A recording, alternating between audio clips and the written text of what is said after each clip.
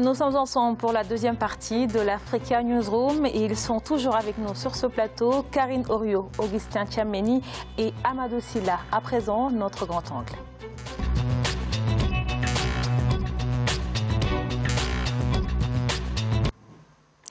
La société américaine Microsoft a annoncé son intention de construire un centre technologique au Kenya. Le projet a été présenté aux autorités kenyanes. Le centre de développement technologique pour l'Afrique desservirait la région de l'Afrique de l'Est. Les précisions de Ashley Duprat. Forte avancée technologique au Kenya. Le géant américain de l'informatique Microsoft pose ses valises au Kenya avec pour objectif d'en faire un hub technologique. Une intention saluée par le président de la République Uhuru Kenyatta à la suite d'une audience avec une délégation de hauts responsables de l'entreprise le 13 mai. Je souhaite que ce partenariat soit transparent et profite grandement à Microsoft et aux Kenyans. Nous voulons que vous fassiez du Kenya votre foyer africain. Vous ne trouverez pas un autre pays ayant la même capacité que le Kenya. Première étape pour la société informatique, l'ouverture d'un centre de développement technologique à Nairobi, la capitale. Présenté comme le centre névralgique de l'ingénierie de premier plan pour Microsoft en Afrique de l'Est, cette installation, d'un coût de 100 millions de dollars américains, représenterait également un véritable levier pour le développement socio-économique du pays. Le plus important, c'est l'effet de ricochet que nous allons créer dans l'écosystème, dans le milieu universitaire, ainsi que dans le gouvernement et les startups. Chaque personne aura l'occasion d'effectuer des stages, mais aussi d'intégrer des programmes que nous pourrons mettre en place pour l'économie locale. C'est ce dont nous nous soucions le plus. Si la capitale kenyane va accueillir le 7e centre de développement technologique de Microsoft dans le monde, l'Afrique de l'Ouest n'en est pas pour autant délaissée. En effet, le Nigeria a été annoncé comme autre bénéficiaire d'un centre de développement technologique. Alors, Monsieur Sylla, qu'est-ce qui motive aujourd'hui la plus grande société technologique au monde à se tourner vers l'Afrique? Je pense que l'Afrique, c'est, comme on le dit souvent, l'Afrique c'est l'avenir. L'Afrique, l'avenir du monde va se jouer sur ce continent-là, ça c'est certain. Indépendamment des difficultés que l'Afrique connaît, mais je crois que le Kenya, principalement, c'est quand même un pays qui a une culture en la matière et qui fait qu'aujourd'hui, je crois qu'il a suffisamment de conditions pour en tout cas inciter ces investisseurs à venir. Et donc partant du Kenya, je crois qu'aujourd'hui c'est quand même une porte qui s'ouvre pour l'Afrique. L'Afrique est déjà présente effectivement dans cette révolution technologique à travers différents pays. Parce qu'il y a déjà Google au Ghana, voilà. IBM au Kenya. Voilà, et je crois que ça ne fait que confirmer. Maintenant, il faut tirer effectivement les opportunités réelles de cette présence de ces grandes sociétés, de ces firmes, de ces géants de l'informatique pour créer de l'impact, pour que ça impacte davantage le développement de l'Afrique sur le plan économique, sur le plan de la santé, sur le plan du développement humain. Je crois qu'aujourd'hui, c'est des outils incontournables effectivement pour faire booster les économies dans le monde, mais particulièrement en Afrique. Alors Karine, on a envie de savoir aussi de quoi l'Afrique a-t-elle vraiment besoin d'un projet comme celui de Microsoft ou plutôt d'un vrai transfert des technologies? Alors je pense que non, c'est bien de saluer effectivement l'arrivée des géants comme ça, des nouvelles technologies. La question que moi j'ai envie de poser, c'est qu'effectivement c'est bien pour le Kenya, c'est bien pour le Ghana de recevoir tous ces leaders, sauf qu'il y a un écosystème au niveau de l'économie numérique à construire. Aujourd'hui, vous avez des startups qui peinent en fait à trouver des investissements. C'est bien que Microsoft arrive, mais on est en droit de se poser la question aussi de savoir comment est-ce que eux ils vont être financés sur place. Tous ces jeunes qui vont recruter, est-ce que ce sera au salaire local? Est-ce que Microsoft va payer des impôts? Il y a énormément de questions. C'est très bien effectivement pour l'Afrique parce qu'à côté de ça, ça va développer un certain nombre de connaissances. On gagne effectivement en termes de transfert de technologie et de savoir. Maintenant, il faut penser à toute la valeur humaine, la richesse humaine que nous aussi on va pouvoir retirer. Et là, on a juste envie de savoir quelles seraient les retombées pour notre continent en fait. Bien sûr. Alors maintenant, je salue la volonté politique parce que je pense qu'effectivement, c'est une volonté politique qui fait qu'effectivement, on ouvre comme ça au niveau de l'économie numérique. Le fait qu'il y ait des investisseurs qui viennent, ça va structurer cet écosystème aussi pour que effectivement les jeunes créateurs, les incubateurs trouvent un peu plus de financement. Et ça nous pousse à savoir, est-ce que cette attractivité du continent dont on parle n'est pas plutôt une cause liée à la main-d'œuvre, on dit facile ou qu'il y en a assez quoi? Peu importe, j'ai envie de dire peu importe. C'est tout le paradoxe de l'Afrique, c'est-à-dire que l'Afrique, ce continent où d'une part vous avez des pays comme ce qu'on vient d'aborder tout à l'heure, le Soudan, ou encore des pays comme d'où vient le Cameroun, qui se targuent de leur mendicité vis-à-vis de la paix, de leur misère. Et d'autre part, vous avez des pays comme le Kenya, comme le Nigeria, qui ont déjà relativement dépassé ce stade et qui sont en train d'avancer.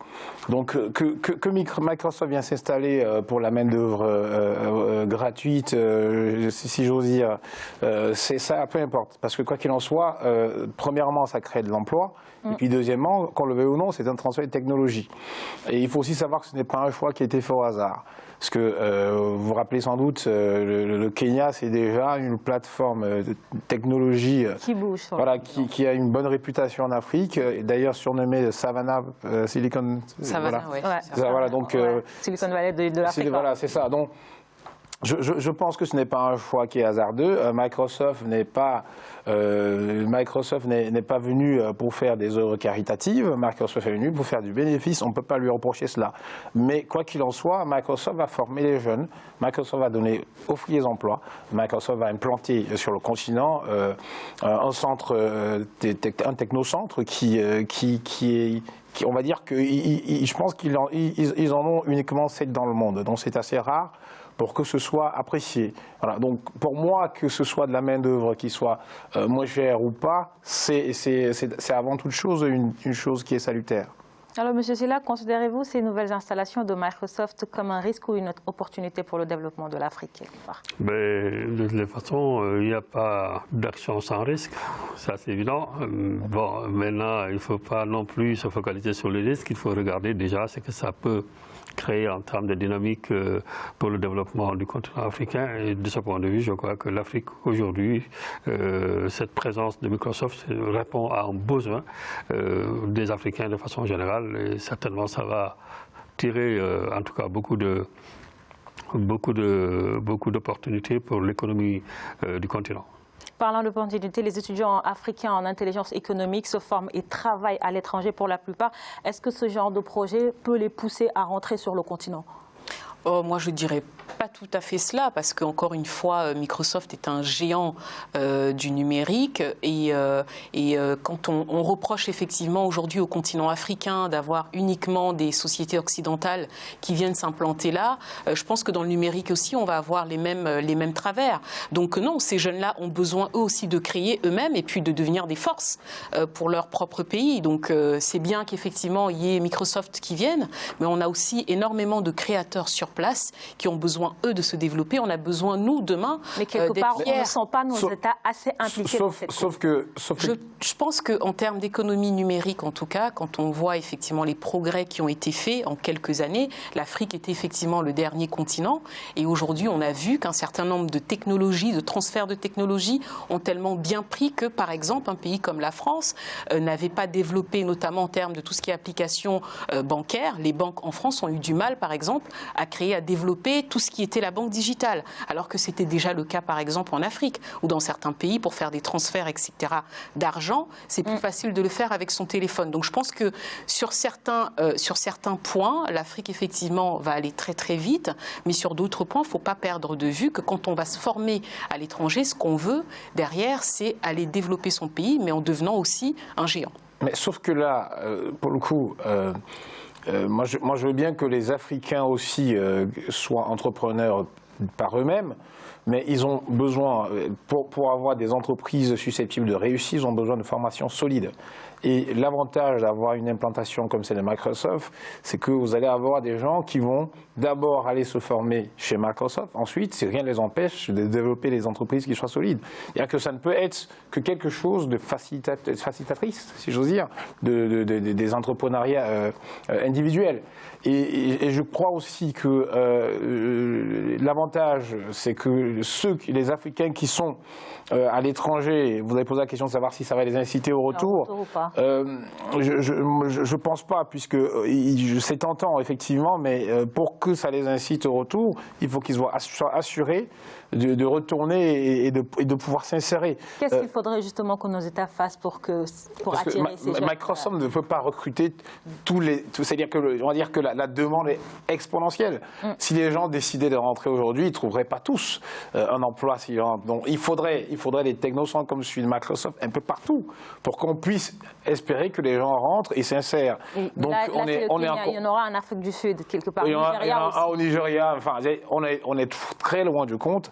La demande est très nombreuse et très exponentielle. Sur place en Afrique, vous avez des gens qui sont encore beaucoup plus dans l'attente et qui sont hautement qualifiés, en tout cas, qui sont parfois pas spécialement qualifiés, mais en tout cas qui ont le potentiel, et il manque justement la qualification et la formation pour qu'ils soient opérationnels. Alors pour le retour en fait des cerveaux, comme on le dit souvent, il y a un exemple qui est un exemple quand même assez intéressant, celui du Sénégal, où là effectivement, je ne sais plus quel président avait garanti à tous ceux qui partaient, en tout cas qui étaient partis pour faire des études, que leur retour au pays serait accompagné des mêmes conditions, en tout cas en termes de travail, des conditions salariales, et que ceux-ci allaient trouver. Donc ça a mobilisé énormément d'étudiants de la diaspora sénégalaise à retourner dans leur pays et à essayer de développer quelque chose. Et un exemple. Et même le régime en place a mis en place des institutions pour accompagner les entrepreneurs comme l'ADER, etc. Voilà, c'était beaucoup plus pratique en tout cas